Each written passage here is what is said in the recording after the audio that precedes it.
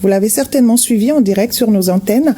Le Premier ministre a présenté ce matin le plan d'action du gouvernement PAG composé de 8 axes majeurs pour la période 2025-2026, des axes qui seront développés dans cette édition.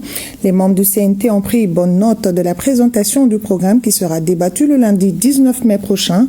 Retour sur quelques séquences de la présentation avec Sidiki Dambélé. Bienvenue à la troisième séance plénière de la session ordinaire d'avril 2025. La séance est ouverte. C'est un jour de grand oral pour les premiers ministres, chefs du gouvernement, face aux membres du Conseil national de transition. La présentation du plan d'action du gouvernement en 2 phases.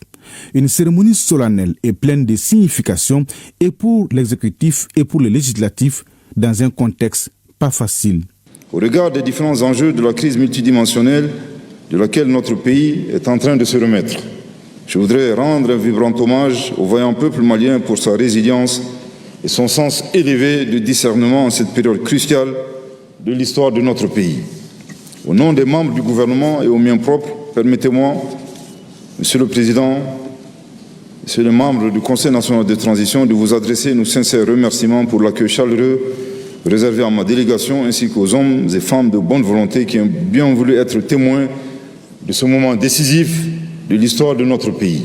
Pour cette première phase de présentation, qui a duré moins de 60 minutes, avec juste une pause, le temps de prendre une gorgée d'eau.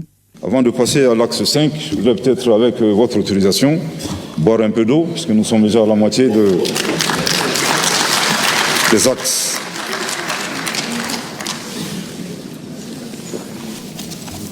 Merci.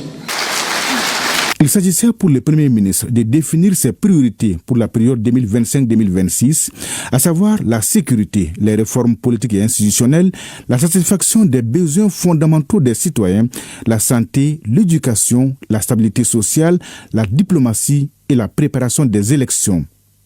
Des annonces fortes ont été faites par le Premier ministre dans les domaines concernés. Il reste maintenant aux membres du CNT de débattre et d'approuver cet ambitieux plan d'action le lundi prochain pour le bonheur des Maliens.